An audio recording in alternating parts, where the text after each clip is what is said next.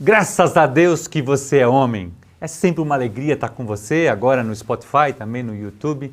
Se você ainda não se inscreveu no nosso canal, peço a gentileza de você se inscrever, dar um joinha pra gente, compartilhar com as pessoas, porque o desejo do nosso coração é jogar a semente da palavra de Deus na vida dos homens da nossa nação. E o tema de hoje é: será que eu quero mesmo ser como Jesus?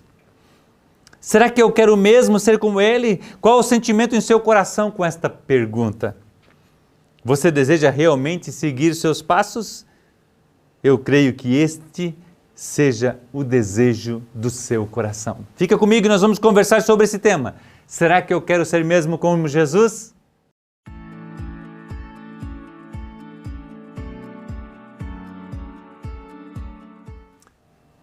Isaías capítulo 53 e versículo 3, a Bíblia nos fala: foi desprezado e rejeitado pelos homens, um homem de tristeza e familiarizado com o sofrimento. Como alguém de quem os homens escondem o rosto, foi desprezado e nós não o tínhamos em estima. O profeta Isaías falando lá atrás, há 400 anos, mais de 400 anos antes de Cristo, falando sobre o nosso Senhor Jesus, como seria Ele. Steven Girali compartilha no nosso devocional de hoje sobre um amigo seu que tragicamente sofreu um ataque cardíaco. E isso aconteceu devido a uma série de eventos injustos. Então o seu mundo começou a desmoronar. O que aconteceu com ele? Um amigo o traiu e o forçou a sair do ministério. Seus quase 30 anos como pastor chegaram a um fim repentino. A economia em crise estava levando este homem a vender a sua própria casa. A faculdade de seu filho estava em xeque pela possibilidade de não conseguir pagá-la. Ainda quando a vida parecia mais sóbria, ficou ainda pior quando seu amigo querido e confidente seu faleceu. Estou pagando pelos meus pecados, dizia ele. Estou fazendo algo errado. E os vários anos que eu servi com alegria a igreja do Senhor e com muita fidelidade, por que isso está acontecendo comigo? Vou parar. Não vale a pena.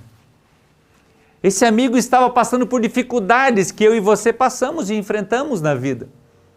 E ele estava num momento muito triste, e ele chamava, e ele clamava a Deus, e para ele parecia que Deus estava em silêncio. Já teve esse momento na sua vida? Você já viveu uma situação parecida? Justamente quando estamos sem grana, alguma coisa estraga. Já aconteceu isso comigo. Alguma coisa que você não esperava e você está ali no limite e aquilo acontece e te pega de uma certa forma de surpresa. Eu lembro de uma situação que eu e a Gladys estávamos viajando porque o marido da minha irmã tinha falecido e nós estávamos saindo de Joinville indo para Minas Gerais, Lavras, Minas Gerais. E quando chegamos em Juquitiba, nós subimos o morro e tinha um outro motorista ultrapassando e a gente bateu de frente. Eu tinha comprado o carro fazia pouco tempo, estava super feliz com aquele carro e em 27 dias meu carro deu perca total e eu não tinha seguro. Tinha 20 e poucos anos de idade e eu fiquei extremamente preocupado com aquela situação. Poxa, e o que vai acontecer comigo? E olha como Deus faz com a gente. Nós estávamos lá, era 1h30 da manhã, dia 27 de junho de 1998. 1h30 da manhã, naquele breu. De repente um carro para e aquele homem fica comigo da 1h30 até as 7 e pouco da manhã. O Samir, nós nos tornamos grandes amigos, nos leva para a casa dele, nos dá a cama dele para dormir. A mãe dele levava chá para a gente pela manhã. Uau! Deus cuida da gente. Você consegue imaginar essa cena? Um lugar que você não conhece, uma noite escura. Você sofre um acidente, você está lá perdido e Deus envia alguém para cuidar de você.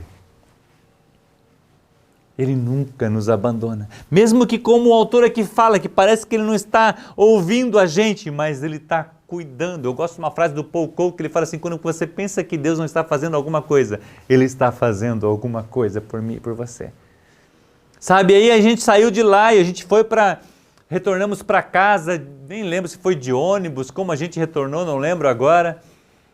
E aí uma semana depois eu tive que ir a Jaraguá do Sul e eu peguei o carro do meu sogro, uma mulher passa na minha frente assim, ela faz a volta na minha frente e bate o carro.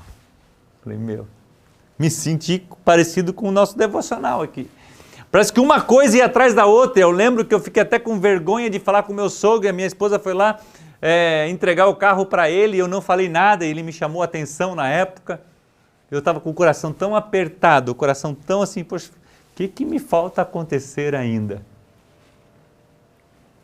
Mas o Senhor cuidou de cada detalhe. Eu lembro que fui pedir para uma pessoa buscar o carro para a gente, era caro, de Joinville a São Paulo, é quase 500 quilômetros de distância para você pedir para alguém. Então imagina uma situação, você compra um carro, na época eu não tinha feito ainda o curso do Crown, não tinha entendido os princípios de Deus financeiros, nós estávamos em dívida, estava pagando o carro, fiquei 27 dias, e aí você precisa de mais recursos. Eu lembro que eu fui falar com o meu patrão e ele falou assim, Marcos, eu vou buscar o carro para você. Ele me buscou o carro e nem o diesel cobrou. Nunca esqueço, todo dia 2 de dezembro eu ligo para ele, é o aniversário dele, em gratidão por o que ele fez. O Samir, a gente tem amizade até hoje, a sua esposa foi chamada para morar com Jesus faz pouco tempo e a gente continua com o nosso relacionamento. Mas o tema é, você quer ser parecido com Jesus? Porque ser parecido com Jesus não quer dizer que a gente não vai ter momentos difíceis na vida. Porque quando a gente remete a ser parecido com Cristo, a gente pensa que a gente não vai ter mais nenhum tipo de dificuldade, nenhum tipo de enfrentamento e nenhum tipo de dificuldade lá na frente. Não, ei! Ele foi conhecido porque ele era um homem de dores.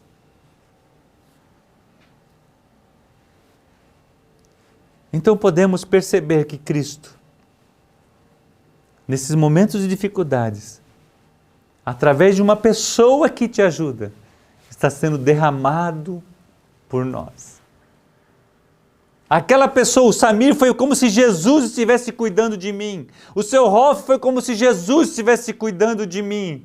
A mãe do Samir e o pastor Adilson eram cristãos. Eram como se o próprio Jesus estava cuidando de mim. E eu e a Gladys já tivemos algumas oportunidades de poder fazer parte do sofrimento de alguém e ser esse canal de Deus para aquela pessoa. Sentir a dor daquela pessoa, estar junto com aquela pessoa, suprir de certa forma a necessidade que aquela pessoa precisa.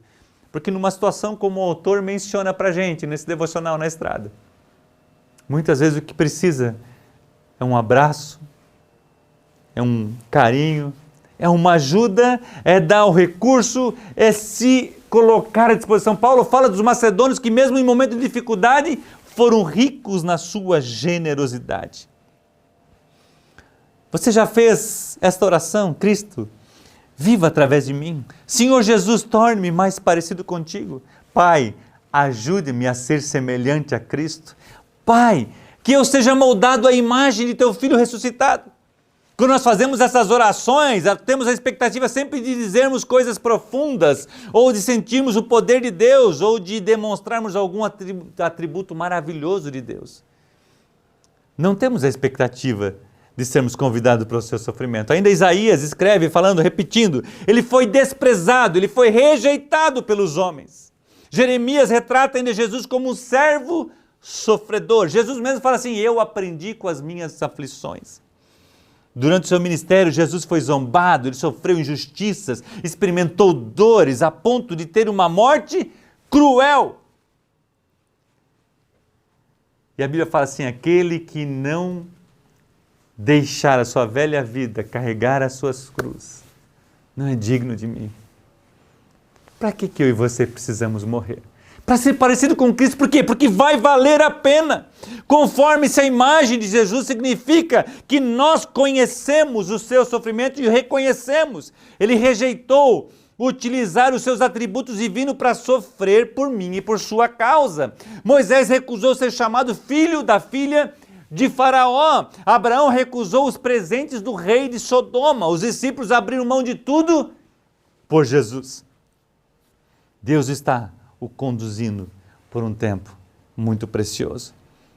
Talvez haja algum consolo em saber que Jesus o convidou a ser mais parecido com Ele. Ele também promete segurança.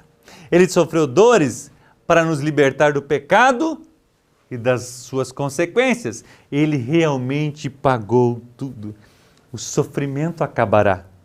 Pois Paulo nos escreve em Romanos capítulo 18, porque para mim tenho por certo que as aflições desse tempo presente não são para comparar com a glória que nos há de ser revelada. Então vale a pena ser parecido com Cristo, podemos até passar por dificuldades, ser morto como foi o primeiro mártir.